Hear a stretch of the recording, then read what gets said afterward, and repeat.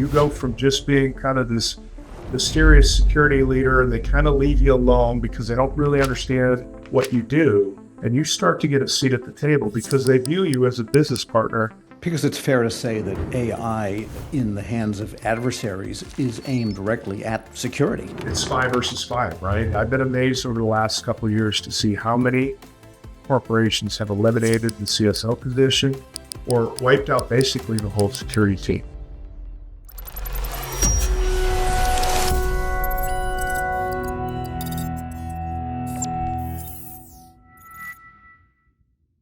Welcome to another new episode of Federal Market Frontlines, brought to you by TechnoMile. I'm your host, Tom Temin. Each month we explore timely issues affecting the ever-changing federal market for technology and services. And no matter what's going on with policy or budgets, and there's a lot going on, security remains a federal imperative pretty much no one disputes. Our guest today is a man with long experience in security in the federal context. He was co-chairman of the Domestic Security Alliance Council and president of the International Security Management Association.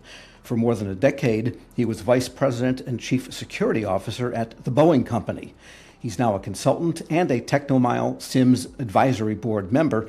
Please welcome Dave Komendat. Dave, good to have you with us. Tom, thanks for having me today. I appreciate the opportunity to be with you. And you were at a complex organization with both a commercial and a military and a classified, elements within the Boeing company. What drew you to this idea of corporate security, which often seems like maybe a backwater or a compliance function, but it's more than that, isn't it? I fell into it by chance, to be completely honest with you, sir. I had been attending university on an athletic scholarship and got injured my junior year and knew I was going to get an extra year of school. So I took some time to explore other majors. At the time, I was a business major and had an opportunity to look at some different opportunities. And I got into a criminal justice program at my university that specialized in industrial security. So basically preparing you to leave college and go in and work for a defense contractor.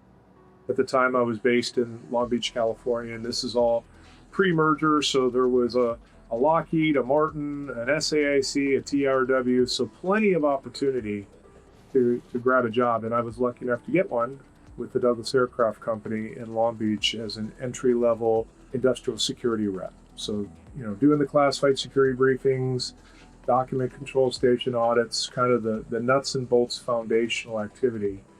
But I just found it fascinating, and I was always drawn to aviation as a young person, so it felt like a good fit for me. And you were concerned with both physical and cybersecurity?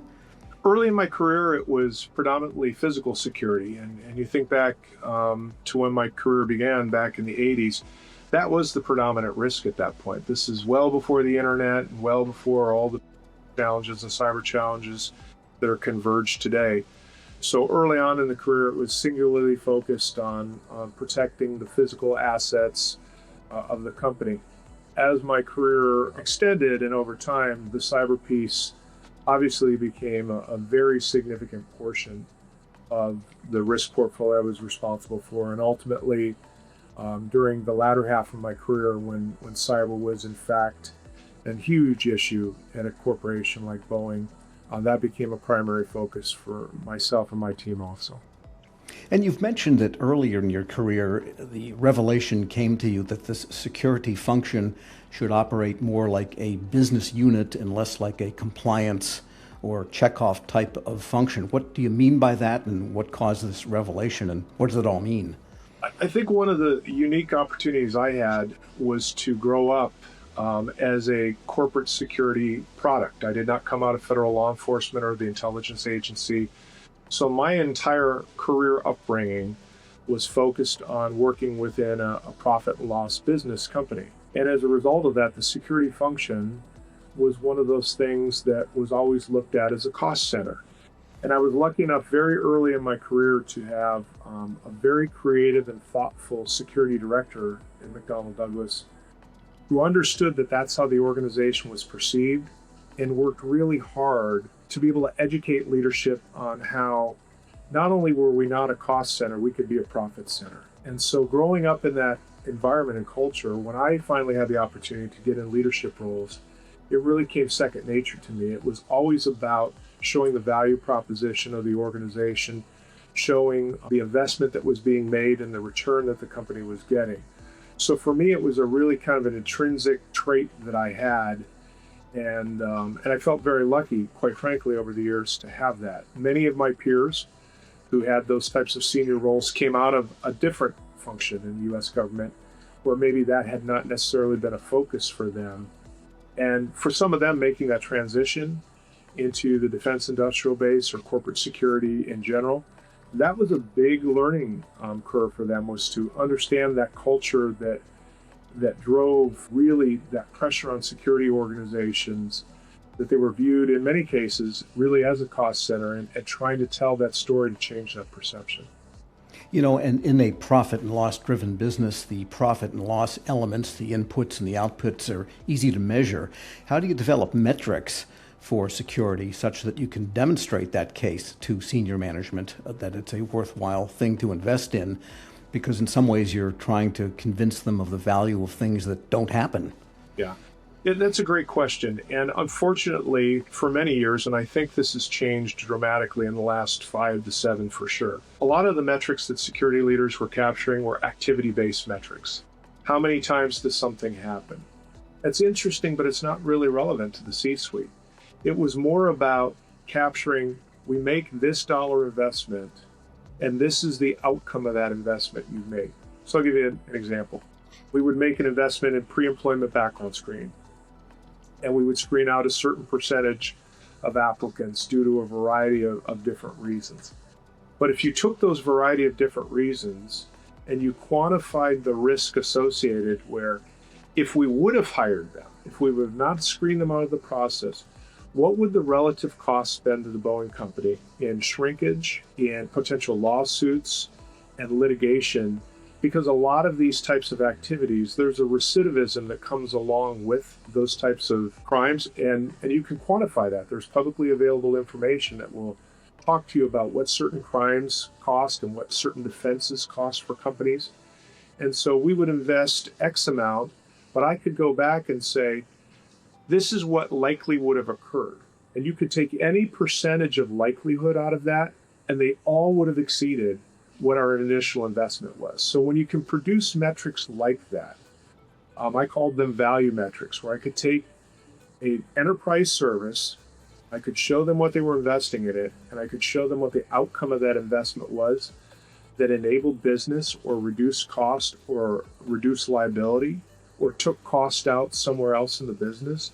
Those are very powerful metrics. And what it does is it changes the perception of you and your organization. You go from just being kind of this mysterious security leader, and they kind of leave you alone because they don't really understand what you do, to now you're viewed as a valued business partner. You speak the same language as your colleague next to you who's running a P&L.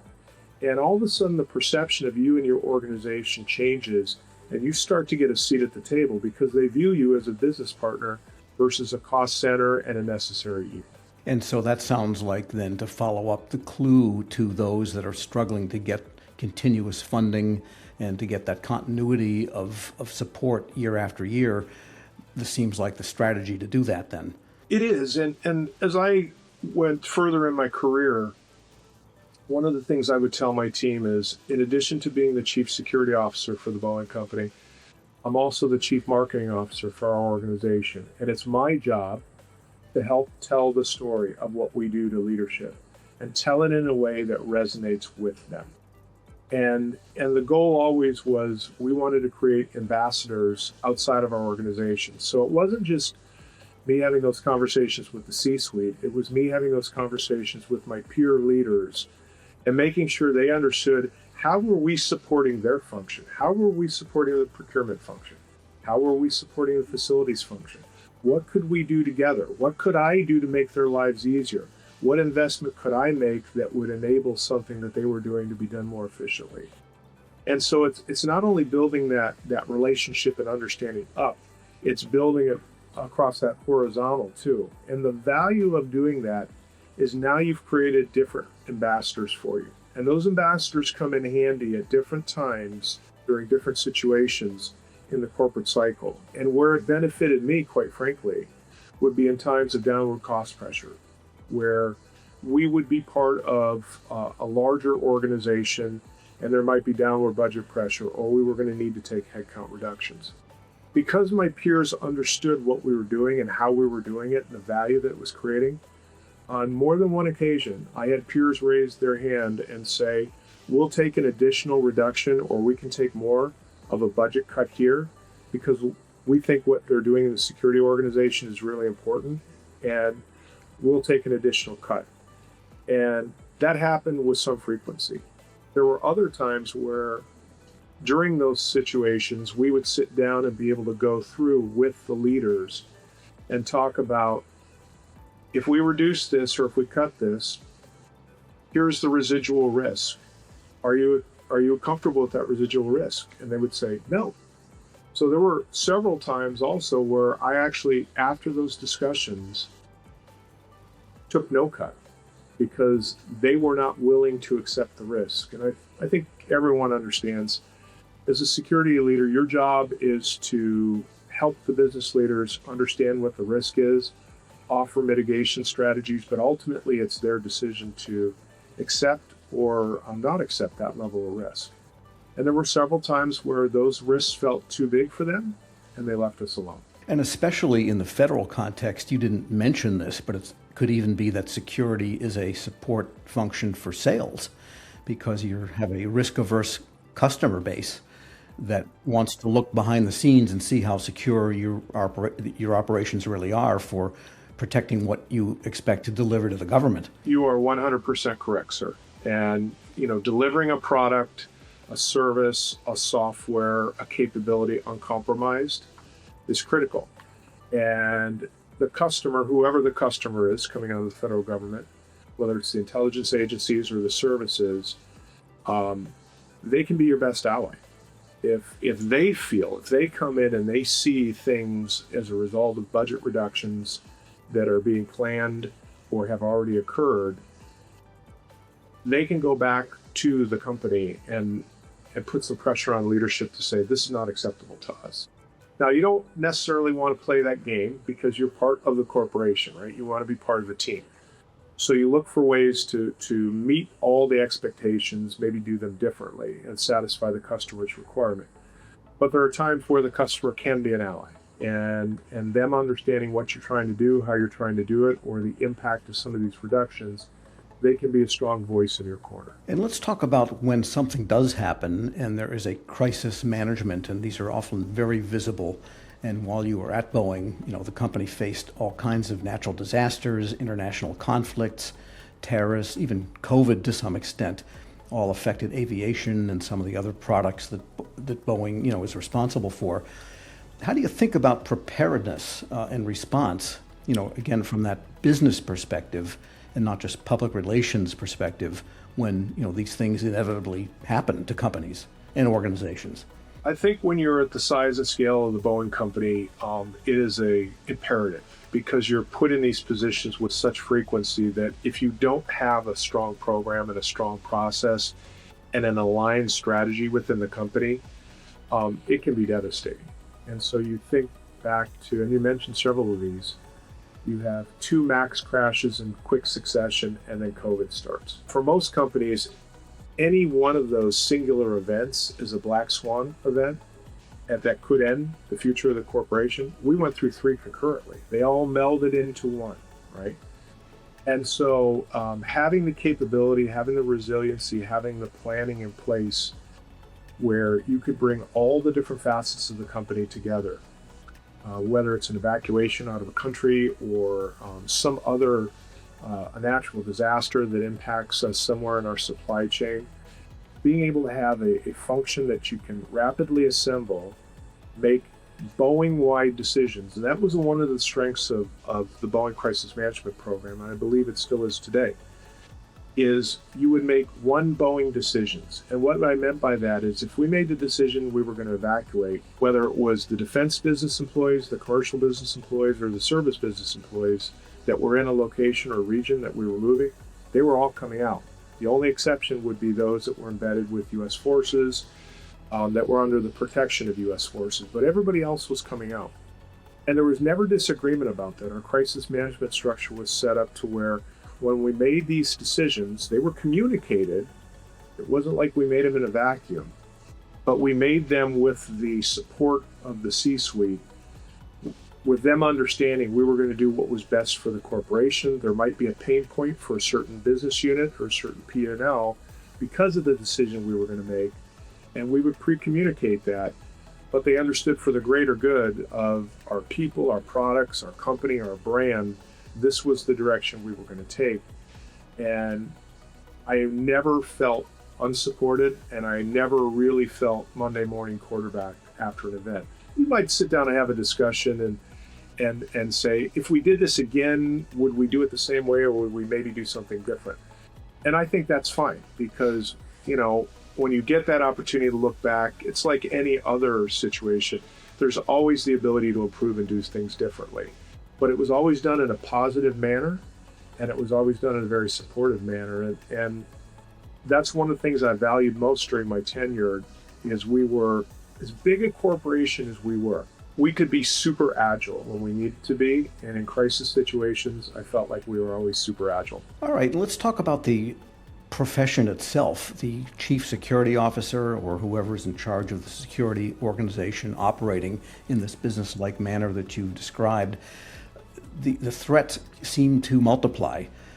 Supply chain has emerged in recent years as something everybody has to deal with. The insider threat is getting worse. Now there's international risk and tariffs and so on coming and going that affect financial. And then we've got AI. And I'm not sure anyone really totally understands where that's going or where that's taking organizations. And so do you feel like the profession is keeping pace with these challenges? The practitioners are equipped with everything they need to deal with this burgeoning kind of complex? I think so, with the exception of one, and I'll get to the exception here in a minute. But I think the chief security officers that are in the positions today, that are moving into the positions, are really bright individuals. Many more have come out of the corporate security environment. They're homegrown products. So again, they come in with the business acumen.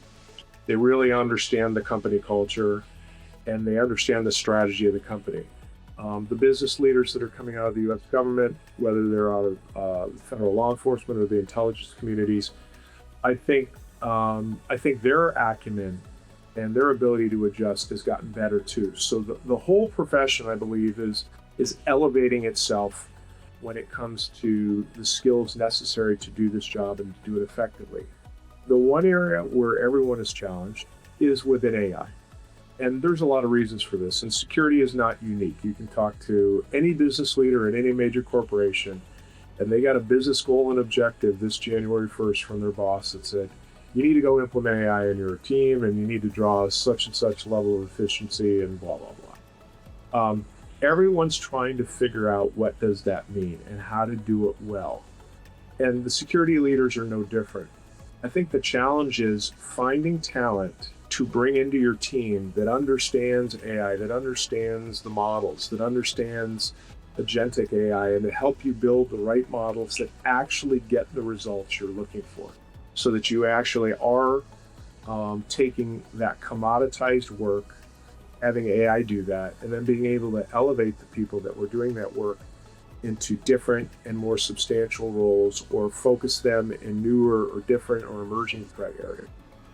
And there are companies doing that pretty well right now, but I would say the majority of companies, the majority of chief security officers are still in the form and storm stage. They're still trying to figure out how to do this. Where do they want to focus their time and energy? Trying to figure out, do they have the talent today on their team to implement it effectively, or do they need to go find that talent? Because it's fair to say that AI in the hands of adversaries is aimed directly at security. Absolutely. And so it's, it's spy versus spy, right? It's trying to figure out what capabilities can we use from AI to harden ourselves and to harden our infrastructure, and to help us identify early on when we may be at risk, and to help us quickly fix those risks or fix those vulnerabilities. And so It's a game, and we know our adversaries only have to be good one time. We have to be good all the time. And so it's much harder to do what we do than it is for our adversaries to do what they do. They just need to be lucky on one occurrence. So I think this is an area where there's a lot of energy, there's a lot of focus being placed on this. And security is absolutely one of those areas that are trying to find ways. How can they use AI as a force multiplier? How can they understand threats and risks earlier? And then how can AI actually help mitigate those risks real time versus having to be handed off to someone and it might take 2 or 3 months of work from the human side to fix it? What can AI do instantaneously to block that path and do something to prevent them from getting it? Sure. So the challenges remain eternal, just the context and the technologies keep changing, and we've got to stay up with it. Yeah, Which leads me, the, sure, the threat surface continues to evolve, and AI is now the new threat surface. you bet. And you have been, as we said at the outset, have had leading roles in a couple of the major security associations where people get together. What are people talking about to themselves within the profession of security these days? What do they see as the challenges? And is support from the organization itself they work for, is that still part of it? That's a great question. Let's break it down into a couple parts. On the support from the organizations, I would say it depends. It depends on the leader and how has he or she conveyed the value proposition of the security organization to their C-suite. I'll be honest with you, I've been amazed over the last couple of years to see how many corporations have eliminated the CSO position or wiped out basically the whole security team. I find it stunning that in the environment we live in today, with all the threats and risks and everything that happens in this world on a day-to-day basis, that a company could make that decision. So that's number one. Number two, because of the economics environment we've been in, there is downward pressure on a lot of security organization budgets. So trying to do more with less, that it seems to be the eternal challenge when you work in security, but I feel like there's a little bit more downward pressure right now, and so that's a challenge for CSOs. And then we'll go back to the AI mantra, trying to figure out, where do I make investments from an AI perspective? Where am I going to get the return? Where's the talent going to come from to help me do this? And how quickly can I achieve these outcomes?